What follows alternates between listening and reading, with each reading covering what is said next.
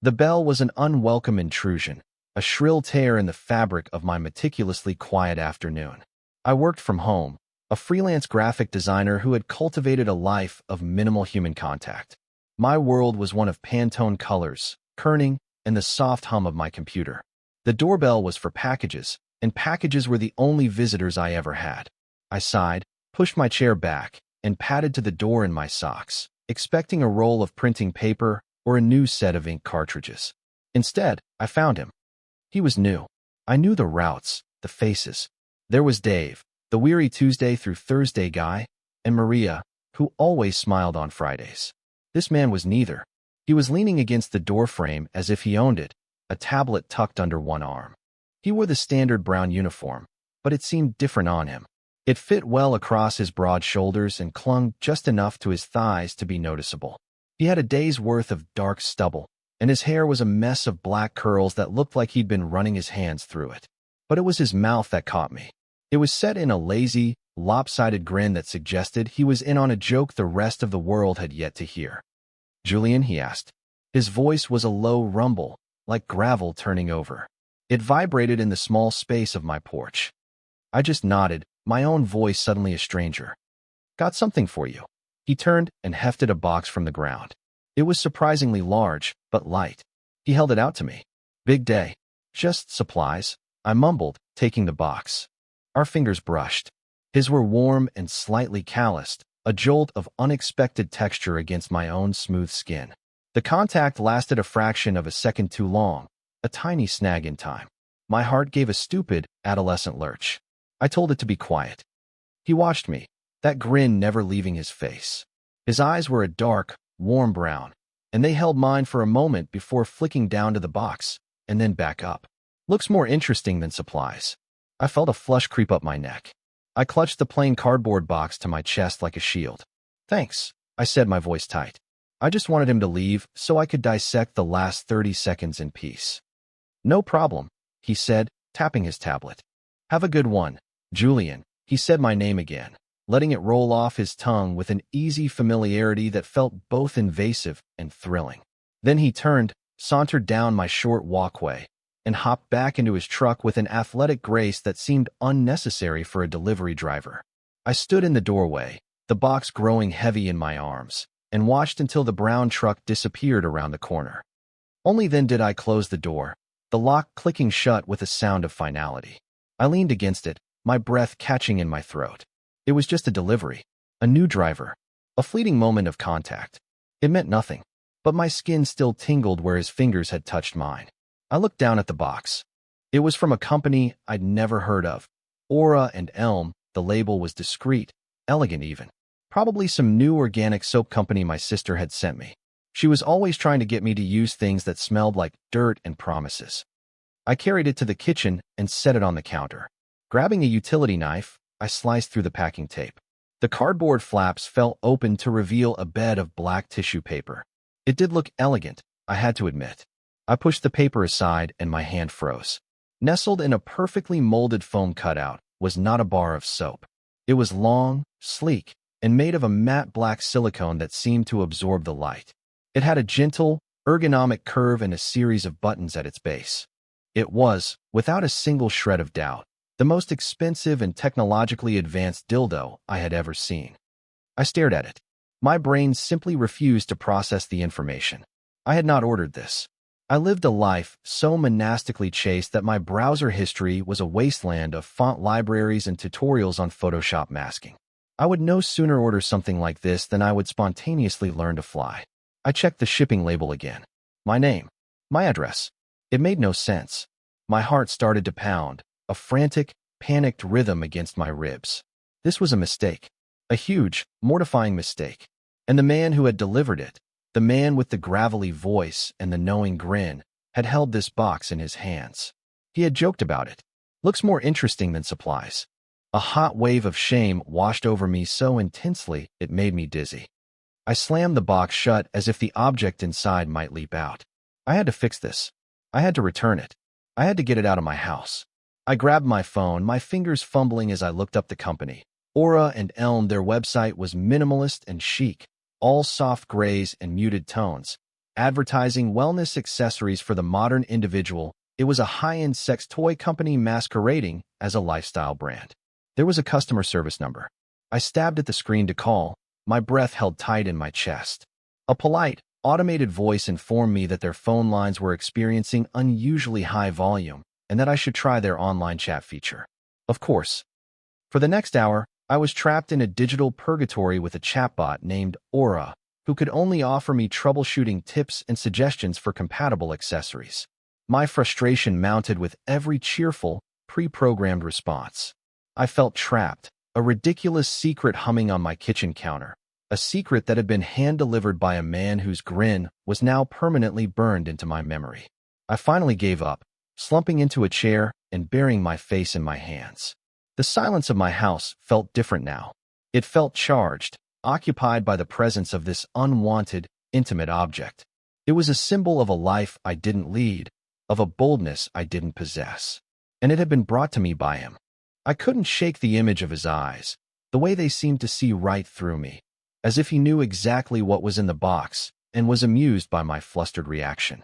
It was just my own paranoia, I knew, but it felt real. It felt like he knew. The next day, I was a wreck.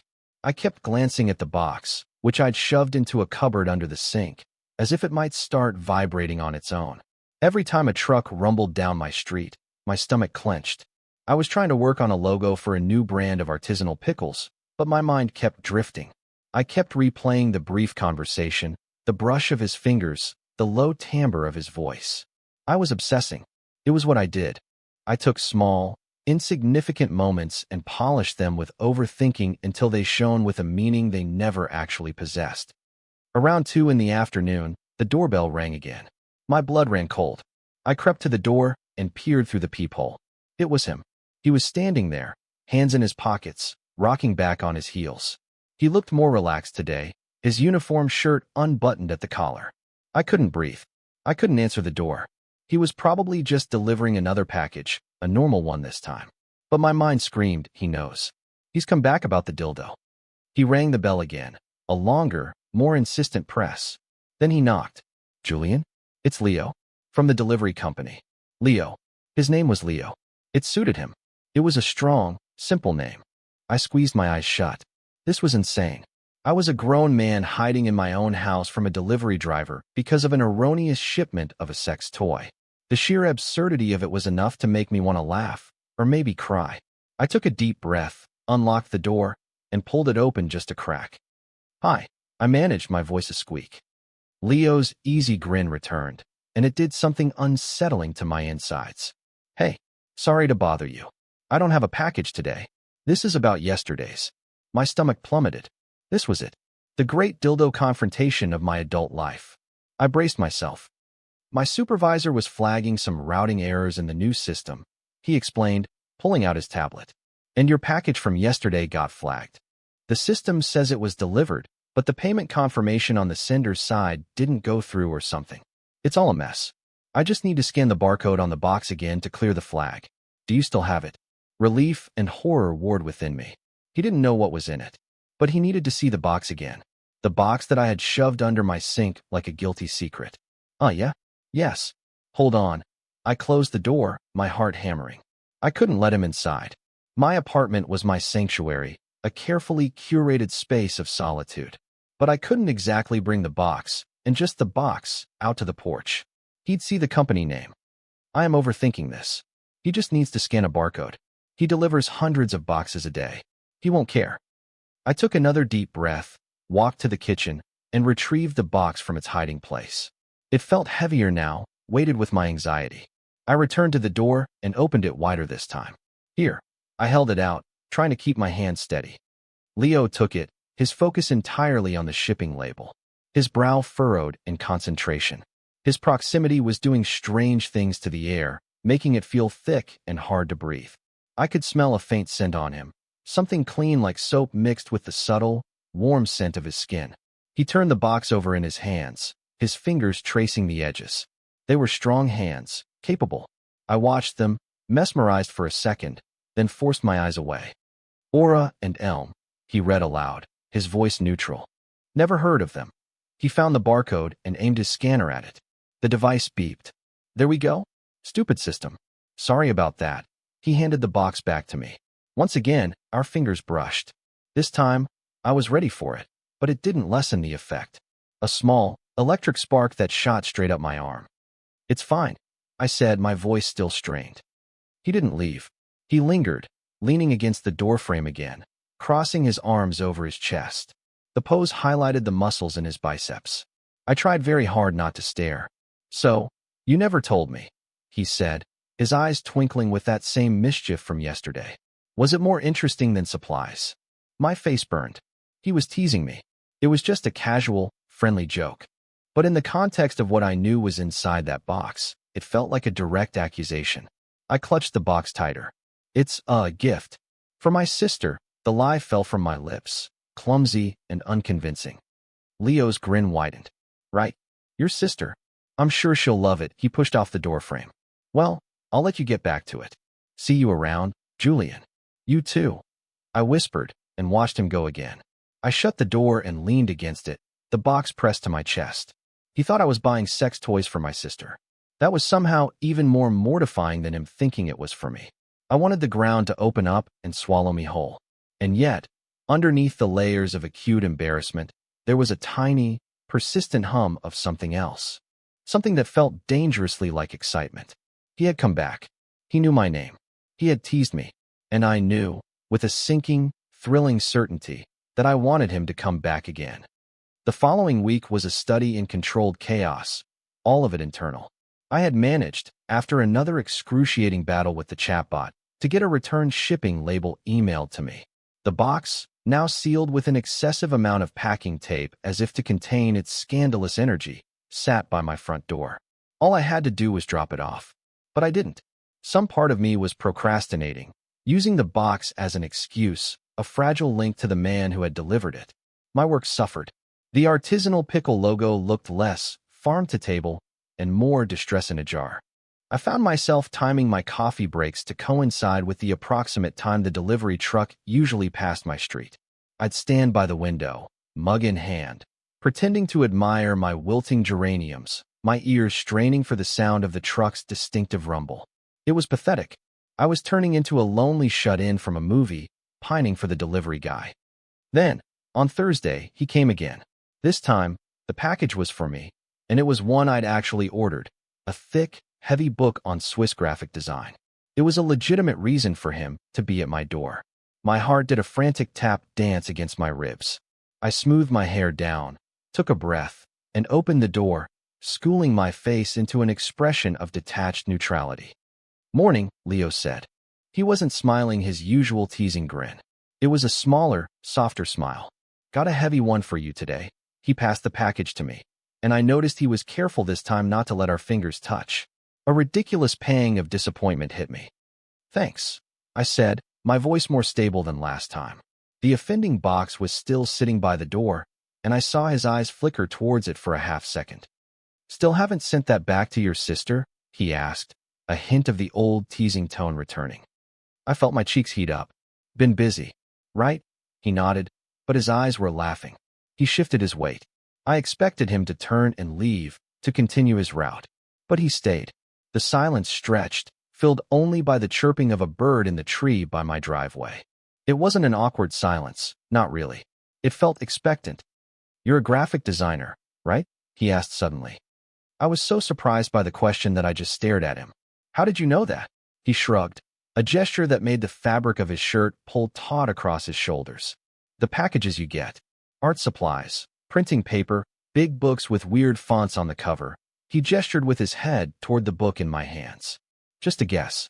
Oh, yeah, I am. It felt strange to have been observed so closely, to have the mundane details of my life pieced together by a near stranger. But it wasn't creepy. Coming from him, it felt like attention. That's cool, he said. Must be nice, working for yourself, making your own hours. It's mostly just me arguing with myself about deadlines, I admitted, and a small smile touched my lips. It was the most normal conversation I'd had with anyone other than a client in weeks. I get that, he leaned against the doorframe, falling back into his familiar pose. I was beginning to think of it as his doorframe. Sometimes I argue with the GPS. It usually wins. I actually laughed, a short, rusty sound. His smile widened in response, and this time it reached his eyes. They crinkled at the corners. My chest felt warm.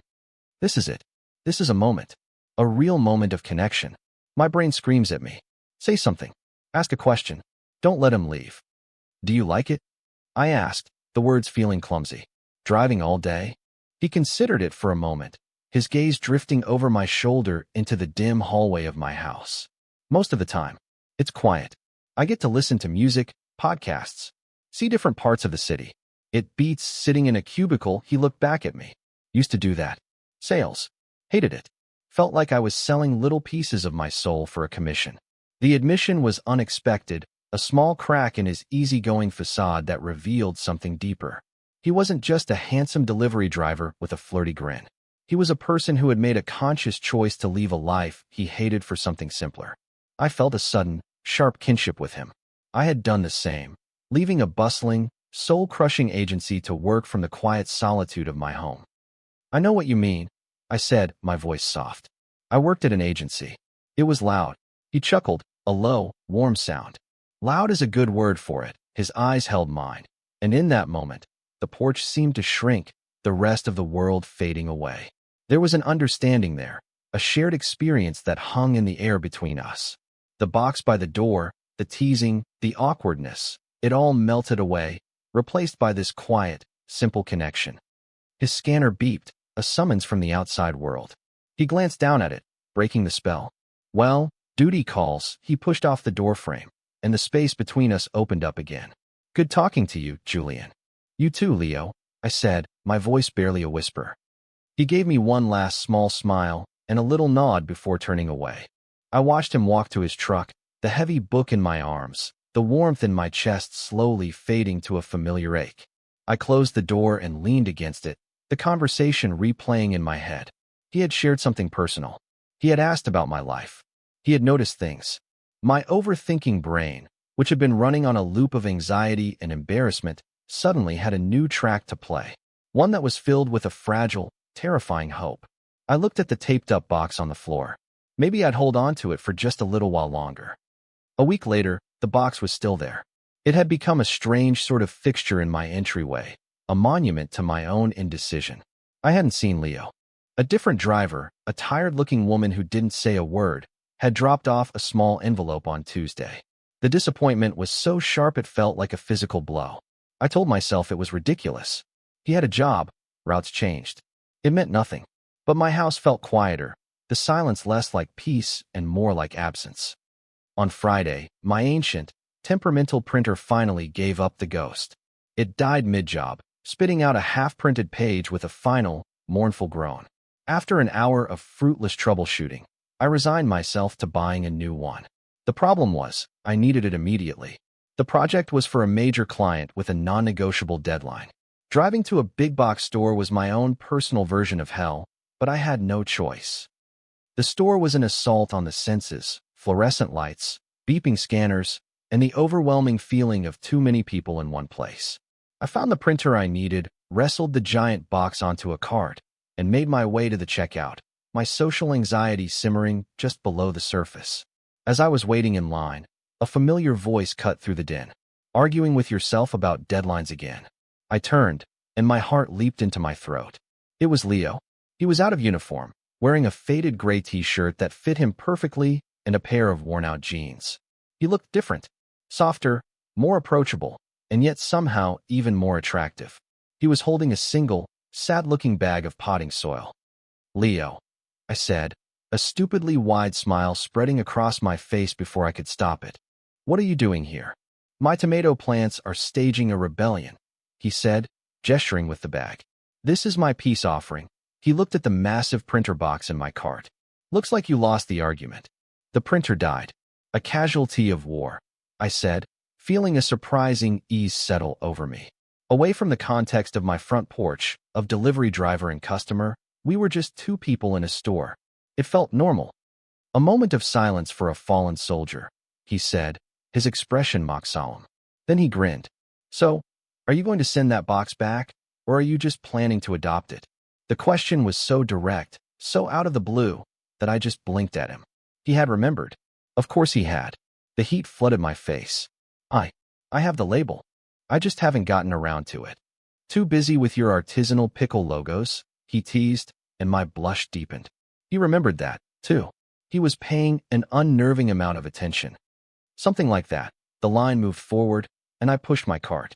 He fell in a step beside me. You know, he said, his voice dropping a little lower, conspiratorial. The return shipping on those things is probably a nightmare. Logistics, weird warehouse addresses.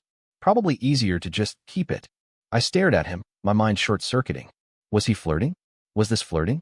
It felt like it. The air crackled with it. He was talking about the dildo. He was making jokes about me keeping the dildo.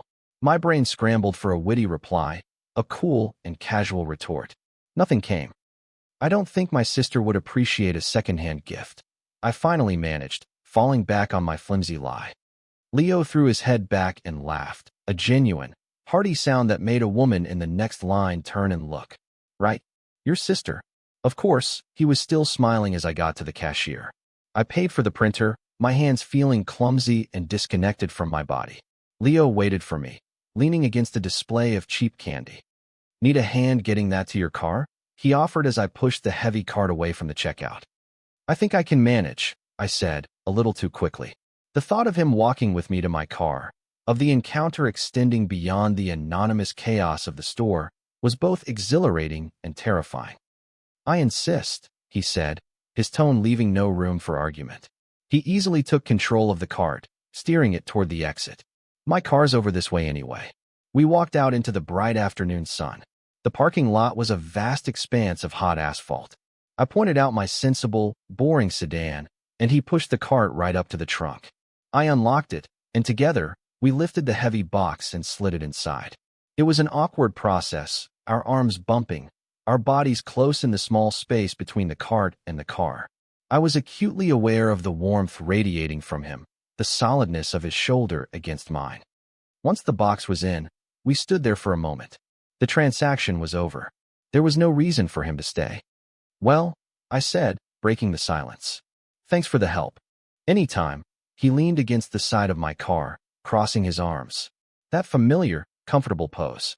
It seemed he was in no hurry to leave.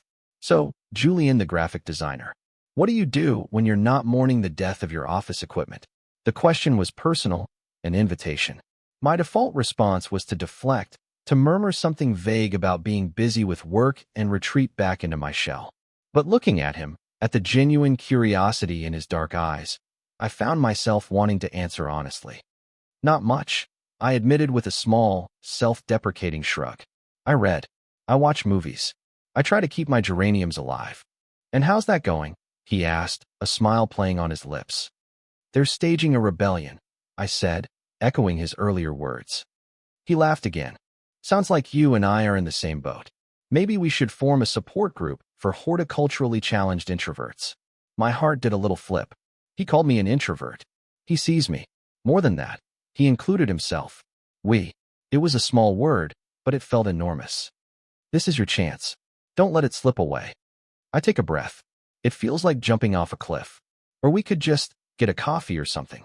Sometime, the words come out in a rush, barely audible. I immediately want to take them back. I've been too bold. I've misread everything. He's just being friendly. Leo's smile softened. He pushed himself off the car and took a small step closer. The playful energy was gone, replaced by something more serious, more intent. I'd like that, he said, his voice quiet but clear. I'd like that a lot. Relief washed over me so powerfully I felt lightheaded. Oh, good. He pulled his phone from his pocket. Give me your number. I'll text you. I recited my number, my voice shaking slightly. He typed it in, then sent a quick text. My phone buzzed in my pocket. The message was just one word, Leo, followed by a winking emoji. I couldn't help but smile. Now you have mine, he said, slipping his phone away. I'm free Sunday afternoon. Sunday works for me, I said, my voice filled with a breathless sort of wonder. This was happening. It was actually happening. It's a date. Then he said the word, date, so casually, but it landed in my stomach with the force of a physical blow. He wasn't just being friendly. He wasn't just looking for a new friend. He meant it. He gave me a final, lingering look, a genuine smile that made his eyes shine. I'll see you Sunday, Julian. See you Sunday, I echoed. He walked away then, toward a slightly beat-up-looking pickup truck a few rows over. I watched him go, my hand resting on the trunk of my car, my heart pounding a wild, joyful rhythm. I got into my car and sat there for a long time, just breathing. I looked at the giant printer box in my rearview mirror, and then at the ridiculous, taped-up box still sitting on my passenger seat, which I had planned to finally return that day. A slow smile spread across my face. Maybe, I thought, I would just keep it after all. The 2 days leading up to Sunday were a special kind of torture. My mind, a machine built for overthinking, went into overdrive. I replayed our entire parking lot conversation, analyzing every word, every gesture. He said date. He definitely said date. But what if it was just a figure of speech? What if he just wants a friend? What if I show up and he's brought his girlfriend? I didn't even know if he was gay. I was just operating on a powerful combination of wishful thinking and the undeniable vibe he gave off. But I had been wrong before. Terribly, embarrassingly wrong. I spent an absurd amount of time deciding what to wear, trying on and discarding half my wardrobe. Everything felt wrong. Too formal, too sloppy, trying too hard. I finally settled on a simple dark green Henley and jeans, the same outfit I'd rejected 3 times already. I cleaned my apartment obsessively, even though we were meeting at a coffee shop downtown. It felt like a necessary ritual, putting my inner house in order before venturing out. He had texted that morning. Still on for 2 p.m.? The daily grind on Elm. The simple message had sent a jolt of relief and fresh anxiety through me. He hadn't forgotten. He hadn't changed his mind. I arrived 15 minutes early, a classic move of the terminally anxious. I bought a black coffee I didn't want and claimed a small table in the corner, one that offered a clear view of the door but also allowed me to feel partially hidden. I nursed the coffee, the bitter taste doing nothing to calm my frayed nerves. At 2 o'clock on the dot, he walked in. The little bell above the door announced his arrival, and every head in the place seemed to turn. He had that effect on a room. He was wearing a soft, worn flannel shirt, unbuttoned over a plain white t-shirt, and the same faded jeans from the store. He scanned the room, and when his eyes landed on me, his face broke into that familiar, easy grin. All the air rushed out of my lungs. "Hey," he said, sliding into the chair opposite me. He smelled faintly of fresh air and laundry soap. "Glad you found it." "I'm good with directions," I said, my voice steadier than I expected. "It's part of the job description." He chuckled. "Right." The designer's eye. He got up to order, and I watched him. The way he bantered with the barista, the relaxed confidence in his posture. He came back with a large mug that smelled like cinnamon and chocolate. "So," he said, settling back into his chair and taking a sip. "Tell me about the pickle logo. Did you save it from its existential crisis?" I found myself smiling. He made it so easy. The conversation flowed naturally, moving from my work to his, from his disastrous tomato plants to my perpetually sad geraniums. He told me about growing up in a small town a few hours away, about his 2 older sisters who still treated him like a kid, about his decision to quit his corporate job and find something that didn't make him feel like he was suffocating. "Everyone thought I was crazy," he said, stirring his drink. "Leaving a stable job with benefits to haul boxes around. But I'd rather be tired at the end of the day than empty." I understood that completely. I get it. When I left the agency, my parents were convinced I was throwing my career away. They still ask when I'm going to get a real job. "And what do you tell them?" he asked, his eyes focused intently on my face. "I send them a link to my portfolio," I said with a shrug. "It never seems to help." He laughed. "Yeah, my mom still thinks I'm just figuring things out. I'm 32. The conversation felt real, unburdened by the strange context that had brought us together. We didn't talk about packages or sisters or mortifying deliveries. We talked about movies we loved, books we'd read, the quiet frustrations and small joys of our lives. I found myself relaxing, the knot of anxiety in my stomach slowly unspooling. I learned that his favorite color was the deep blue of the sky just after sunset, that he had a ridiculous fear of moths, and that he could listen to the same song on repeat for hours if he really loved it. I, in turn, told him things I rarely shared with anyone. I talked about my passion for typography, the way the right font could tell a story all on its own. I admitted that I sometimes spent entire days without speaking a single word aloud. I told him about the time I tried to bake bread and had accidentally created a small, inedible brick. He didn't laugh at me. He laughed with me. He made me feel interesting, seen. The afternoon light began to fade outside the coffee shop window, casting long shadows across our table. We had been talking for over 3 hours. It had felt like 20 minutes. I should probably let you go, he said, though he made no move to leave. His mug was long empty. You don't have to, I said, the words slipping out before I could stop them. My heart hammered. Too eager. Too desperate. A slow smile spread across his face. He reached across the table, and his fingers brushed against the back of my hand. It wasn't an accident this time. It was deliberate. A light, questioning touch. The point of contact sizzled, a warm current running up my arm. I didn't pull away. I turned my hand over, my palm facing up, a silent invitation. He hesitated for a fraction of a second, his dark eyes searching mine. Then, his fingers gently laced with mine. His hand was warm and strong, engulfing my own. We just sat there for a moment, our hands clasped on the small table, the low hum of the coffee shop fading into the background. It was a simple gesture, but it felt like a confession. It was the answer to the question I had been too afraid to ask. This is real. He's here. He's holding my hand. The thought was so overwhelming, so filled with a terrifying, soaring hope, that I felt my eyes prickle with emotion. I looked down at our joined hands, at the way his calloused fingers fit so perfectly between my own. Julian, he said softly.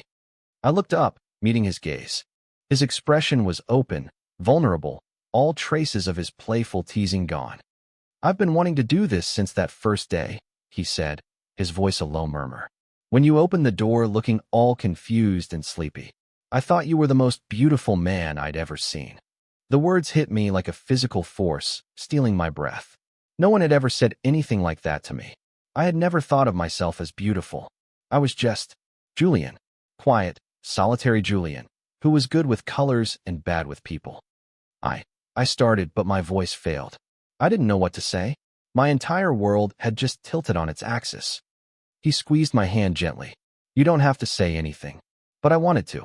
I needed to. I thought you were just being friendly, I managed to say, my voice thick. I thought I was making it all up in my head. No, he said, his thumb stroking the back of my hand. You weren't making it up. I'm just not very subtle when I'm interested, he grinned, a shadow of his usual teasing self. And I am very, very interested.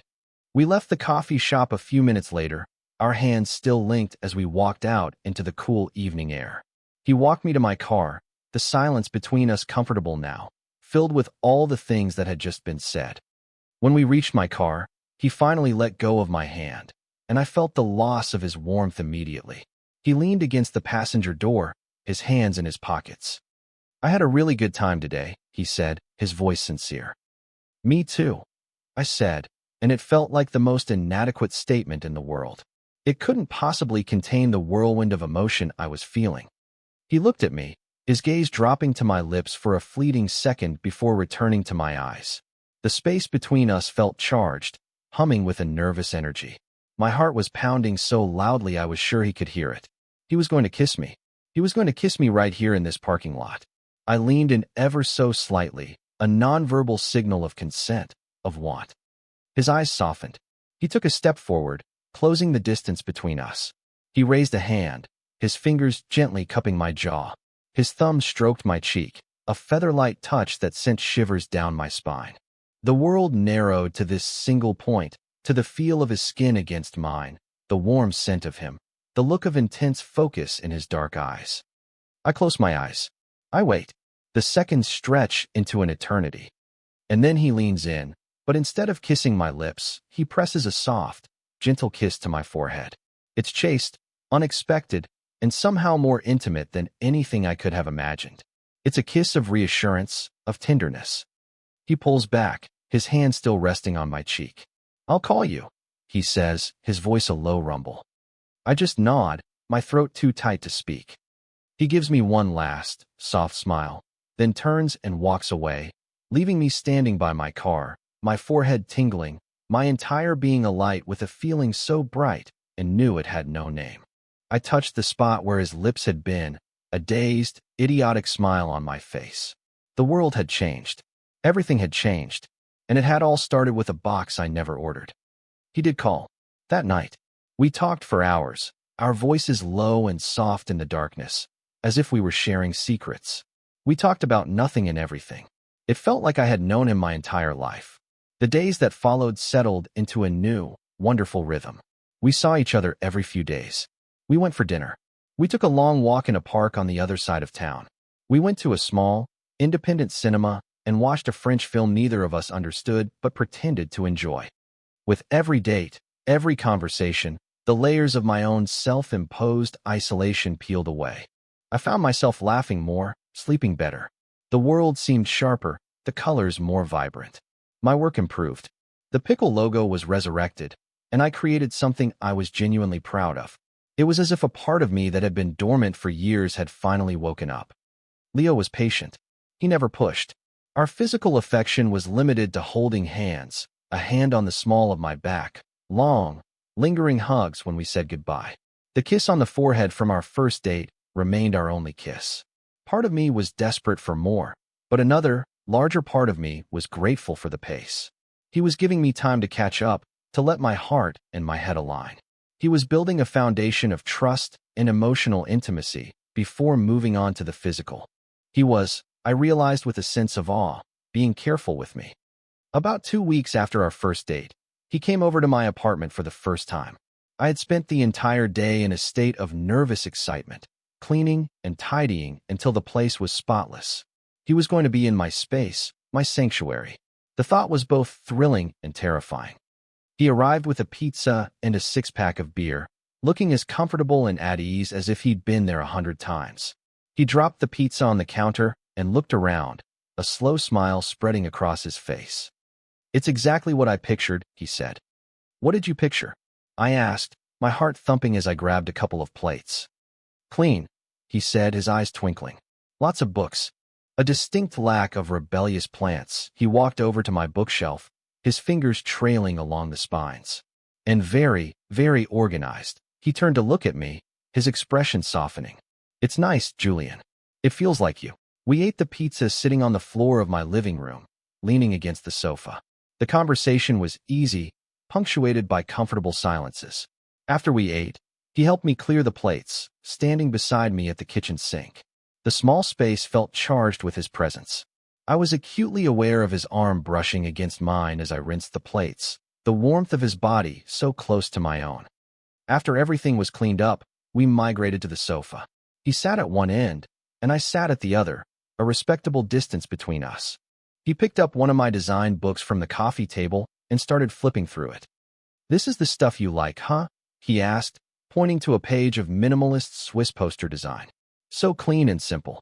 "There's a lot of complexity in simplicity," I said, finding my professional footing.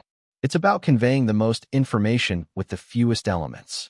It's all about structure, balance, negative space." I trailed off, realizing I was probably boring him. "No, keep going," he said, turning to look at me. He closed the book and set it aside. "I like hearing you talk about something you're passionate about. Your whole face lights up." I felt a blush creep up my neck. I looked down at my hands, suddenly shy. He shifted on the sofa, closing some of the distance between us. "You're so hard on yourself, you know that?" he said softly. I didn't answer. He was right. "You hide in here," he continued, his voice gentle but firm. "You've built these perfect, clean walls around you, and you think they're keeping you safe. But they're also keeping you alone." His words were so perceptive, so painfully accurate, that it felt like he had reached into my chest and touched the very core of me. I couldn't look at him. I just stared at the floor, a lump forming in my throat. "Hey," his voice was closer now.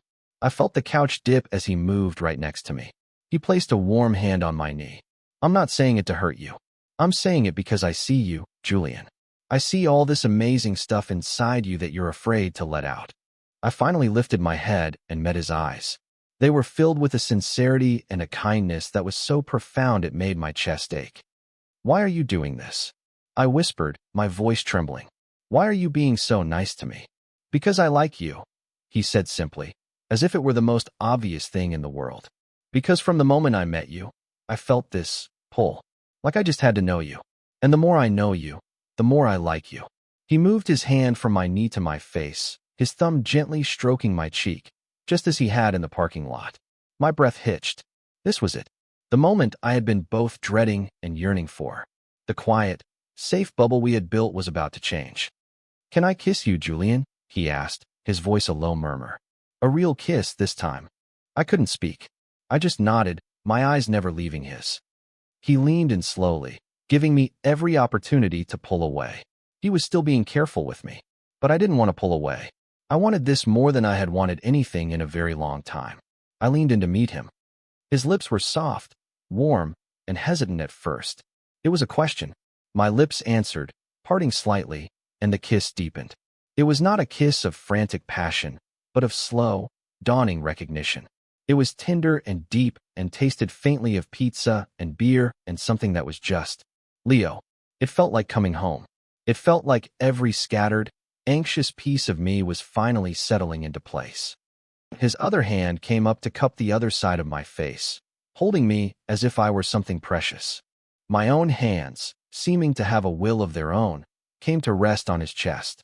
I could feel his heart beating, a steady, strong rhythm beneath my palms. It was beating just as fast as mine. When we finally broke apart, we were both breathless. He rested his forehead against mine, our eyes closed. The silence in the room was absolute, profound. "Wow," he breathed out, a shaky, smiling sound. "Yeah," I whispered back. He pulled back just enough to look at me, his eyes dark with emotion. "So, just so we're clear, I'm not just being friendly." I let out a shaky laugh. "I think I'm starting to get that." His smile was brilliant. "Good." He didn't kiss me again right away. We just sat there, close together on my sofa, his arm now wrapped around my shoulders, my head resting against his. It was comfortable, safe. It was more than I had ever allowed myself to hope for. As he was getting ready to leave a few hours later, standing by the door, he paused. His eyes fell on the entryway, where my shoes were neatly lined up. The spot where the box used to be was conspicuously empty. I had finally taken it to the post office the day before. "You finally sent it back," he said, a teasing note in his voice. "I did," I confirmed, a small smile playing on my lips. "Too bad," he said, his expression turning mock serious. "We never got to find out if it worked." I felt my face flush, but this time, it was a warm, pleasant heat, not the hot shame of embarrassment. I looked up at him, feeling a surge of uncharacteristic boldness. "Who says we can't?" I asked, my voice quiet. Leo's eyes widened slightly, his playful demeanor faltering for a second. A slow, wicked grin spread across his face. "Is that an invitation, Julian?" "Maybe," I said, my heart racing. "It's just an accessory. For wellness." He threw his head back and laughed, a full, joyous sound that echoed in my small hallway. He pulled me to him, wrapping his arms around my waist and lifting me off the ground in a bear hug. "God, I like you," he said, his voice muffled in my hair. He set me down, but he didn't let go. He held me close, his hands resting on the small of my back. He leaned in and gave me another kiss, this one shorter, but full of promise. "I'll see you tomorrow," he murmured against my lips. "Okay," I breathed. He left, and I closed the door, leaning against it with a dizzying sense of happiness. My quiet, orderly life was gone. It had been replaced by something messy and unpredictable and wonderful. I walked back into my living room and stood in the middle of the floor. It was the same room, the same furniture, the same books on the shelves. But it felt completely different. It felt like a home, finally. Not just a place where I lived, but a place where a life was beginning. And I knew, with a certainty that settled deep in my bones, that this was just the start. The real adventure was just beginning.